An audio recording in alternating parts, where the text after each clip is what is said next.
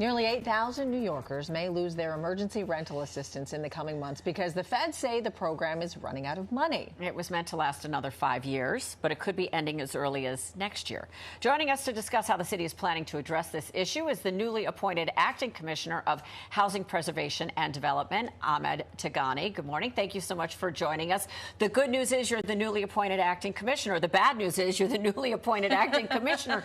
You have a lot on your plate right now, right? We're dealing with a homelessness crisis. We're talking about people worried and concerned about their Social Security benefits, maybe changes to their SNAP benefits.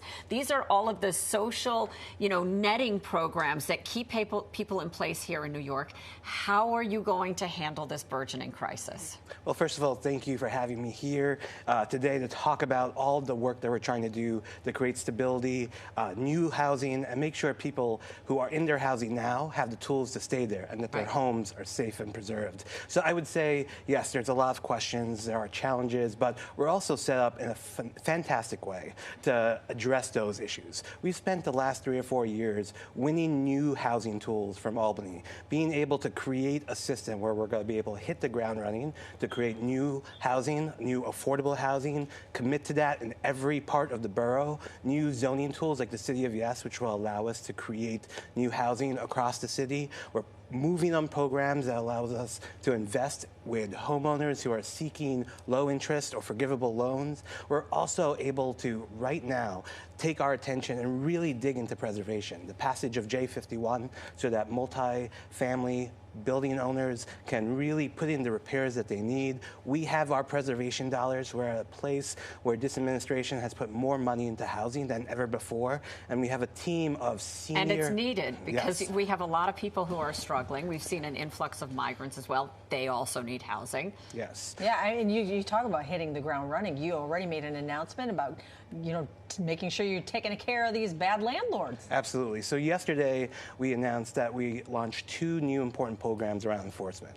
First, our alternative enforcement program, which brings an additional 250 buildings. That's 7,000 homes, 54,000 violations in those homes that they're going to be brought into a program with greater scrutiny, tighter control. We'll be working with those landlords to get the violations corrected. And if they don't, there are more extreme actions we can take to make sure that we're protecting Are there enough homes. inspectors in place, though, to make sure that this happens? There is a strong team, and we've been rebuilding that team. We have now a regular cycle of graduations. If you go on my Instagram, you'll usually see me standing with them. Are you recruiting? Absolutely. We just had two job fairs where we brought in around 300 people and made 70 job offers alone. People need jobs, too, Absolutely. so that's great, too. Let's talk about this federal money, though. We've seen the Trump administration making cuts across the board, right? So you've got 7,700 families that need on this emergency assistance. How are you going to handle an influx of those if the funds do get cut? Well, I just want to set the stage. So the Emergency Housing Voucher Program was a unique opportunity for us where we had 7,800 vouchers. We were able to get those vouchers in the hands of people, and 100% of those vouchers are active, and people are living in stable housing. Owners are benefiting from the operating subsidy.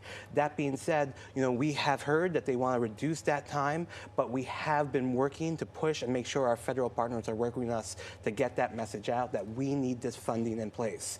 Right now, there is not a cause. We have some time to work on it, and we do know that our message to those families are that we are going to fight for them, we are going to stand with them, and we'll use the resources we have to protect them. But we don't have a definitive answer yet because you're still in the supplicant mode with the Trump administration. I think we're looking for more information. So we have one letter, and this often happens where there's an initial idea and there's a letter that comes out. So we have to work back and forth to understand what the impact of it is. Negotiation. But what's the contingency plan, though, if that funding is pulled? I think there's a lot of ways we've proven as a city where we support vulnerable families, whether it's a special purpose voucher like the emergency housing voucher, the programs we're doing to build for people who are in a vulnerable state, like our homeless set-aside units. The city has not one, but many ways that we help protect families who are in this situation. And we'll look at all our resources because we are making the message to both the tenants and the owners who stood by us to get this program running that we're going to fight for them.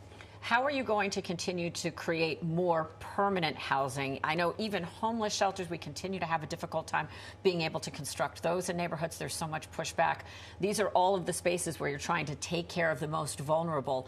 What are we doing on the housing front? Well, I'll say that right now we have a couple of great state tools that we're putting in motion. This year is about taking these tools and running with it. So we have the increase in our residential floor area cap, which will allow us to do more residential in places where it makes sense. We have the City of Yes program that liberalized zoning so that we can do more affordable housing in more places at one time. We're allowing homeowners to be able to convert basements and their backyards, if they have enough space, into units for their own family members or others to create more naturally occurring stabilized housing. There are a number of ways that we're going to do this. Yeah. Shared housing is another way that we want to build this out. And these are programs that we're going to plan to have technical assistance. Government agencies will be working together to give information. It's on an how to ongoing navigate. conversation that we need to continue Yes. having. And of course, people who are in the social services programs need to stay in touch with their advisors as well. Ahmed Tigani, thank you so much for making time for us this morning. Thank you so much. And it's always great to have another fellow theater kid on the couch with us.